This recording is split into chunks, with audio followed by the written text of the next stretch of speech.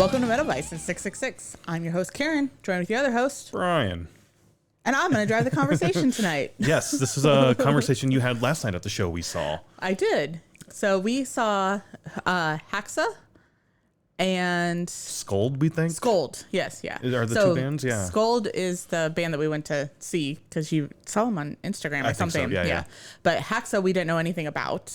But she is a vocalist, a witch vocal... I mean, I would say she's a witch. She said she was a witch. Yeah. She did like this little thing in the crowd, like the whatever the fuck it's called. And I think we're gonna do a whole episode on this. We haven't recorded it yet. Yeah, but we will. More than likely it's going up before this actually goes up. Yeah, for sure. But anyways, from that show, basically it is how I saw it, her pushing a button for the music to play. If you look her up online, it is electronic witch music is what it calls, I believe, or what it's called, I believe. And then she sings to the music. Up on stage was a guy who had like a hand drum at one point in time and a guitar at one point in time. Yep. And you made the comment of like, he's not really doing anything. It's all the backing track. Yeah, he was up there with the drum the first time we saw him. He would like beat the drum and it was on beat with what you heard. And then there were times where you'd get like two beats and the stick would be away. So you could tell he wasn't doing anything. And then he'd just do one beat. And then the next time he'd do the two beats when there was only like a single beat. Also for a live show, there's no like, he's not in front of like a microphone or anything to pick that up. And it was clearly coming through the speakers. Right. And it was like the hand drum you were talking about was like, it was made of sticks, it looked like. Mm-hmm. And it was sort of like I'm assuming it was supposed to be like a deer skin. Tribal or something. Yeah, like a deer skin sort of pelt held down to like make the tension for the drum head. Yeah. And he wasn't up there all the time. He would go up there for one song, pop on down, and then he'd go up there with like the guitar. Yeah. And same thing with the guitar. It didn't really seem like it was I couldn't doing hear much. Guitar parts, no. I heard guitar parts. Maybe he was doing it. It was plugged into an amp. I did see that. Was, yeah. So maybe it was doing a little bit of something. Yeah. Anyways, I'm not criticizing her performance. Yep. For an electronic witch vocalist, I think she did what she was supposed to be doing. Yeah, and we'll go more in depth into what we thought about her show and her performance on that episode that was already published, probably. Yeah, it'll be more likely. It'll be more. I don't think this is going up tomorrow. We're recording this on Sunday after the show. Yeah. So I'd have to record, and I might record this for tomorrow, but whatever. Yeah. At some point, that episode will already be up. Yeah. Anyways, when you said he's not really doing anything, and when I say I then said, I was texting. To you, I was like, well, it's electronic music. Nobody does anything. Meaning, electronic music, in my point of view, I understand somebody has to put the music together, but for a live performance, you push a button and you play it. That's why, that's not why I don't like electronic music. I just don't care for it. Yeah. It's not something I care to go to, especially for a live performance. I like the variety of the different instruments and all that stuff. You had made the comment of they're not doing anything, or he's not doing anything. It's all the backing track. So then it became a difference of what's the difference between a backing track and electronic music. For you, yeah. Backing track is they put it together and then they push play when they play it. There's a lot of times we don't care for backing tracks because it is, taking on guitar parts, it's taking on bass parts, it's taking on even sometimes drum parts, that sort of thing. Or I understand not every live performance can have like a piano or a violin or something like that, and that'll be played on a backing track. Sometimes the backing track just brings the song all together. But a lot of times, if it's too prevalent, we don't care for it. Yeah, my biggest issue with the backing track is when I start to lose. How do I want to say this? Yeah, how do you say this without going against EDM or electronic music? All right, well, so two different things. The backing track to me, the reason, everything you said was perfectly true. Sometimes you can't have a pianist come up on stage. You can't have those particular types of instruments up on stage. Yeah. So you have the backing track to bring the whole composition of the song together because you want to do that for a live setting.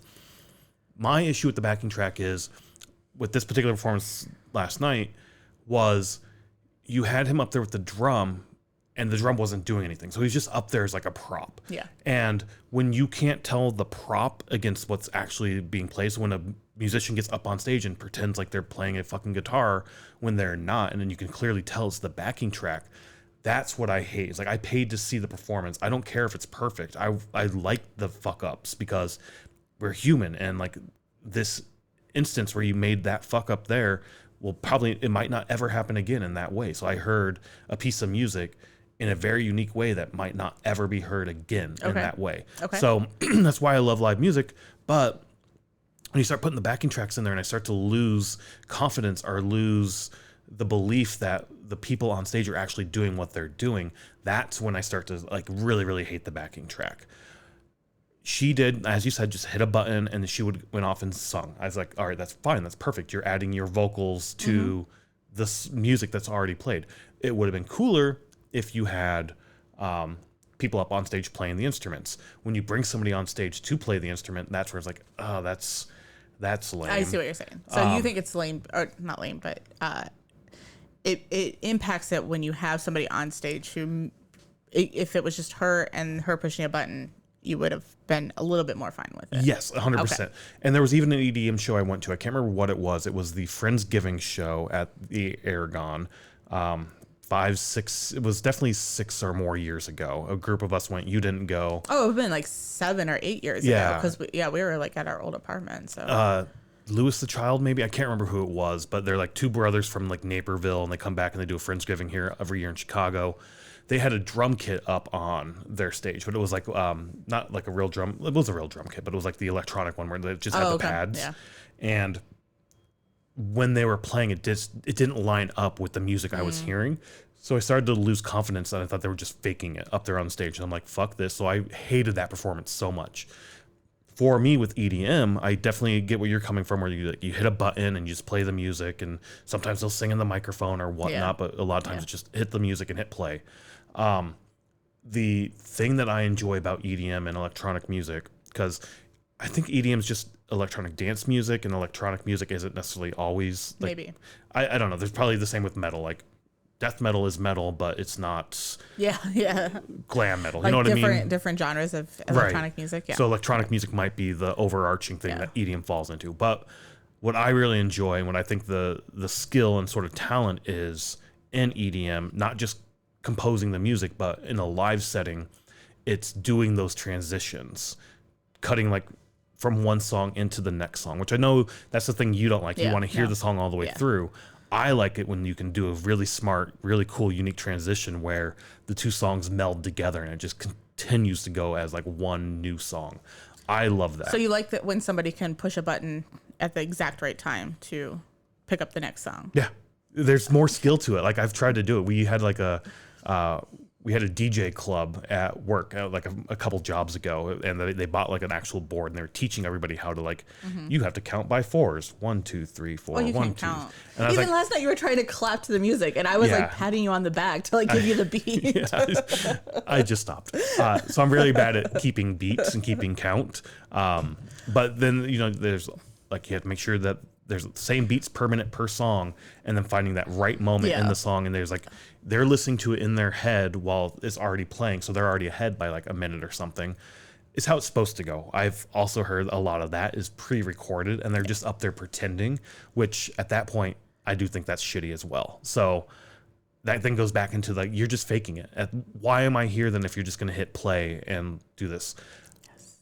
But I don't know, for electronic music, I have the belief that you are actually doing it. Yeah. You know what I mean? I understand what you're saying. And like I said, I'm not like,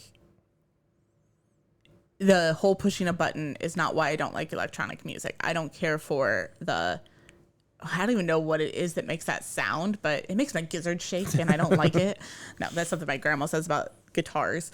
But anyways, I don't care for the crowds, for one, or like the audience. And then 2, it's that there's like a sound, like I don't even know what it is, but it's like the bass just boom, boom, boom. Well, bass doesn't bother me. I don't know what it is. It's like, I don't know. I hate that. Like, and also the whole.